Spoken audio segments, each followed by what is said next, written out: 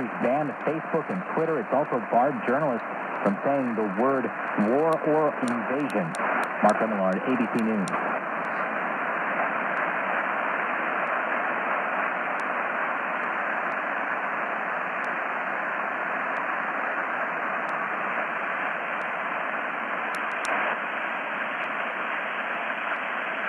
KSL-FM Midvale, KSL Salt Lake City, KSL News Radio 102.7 FM and 1160 AM.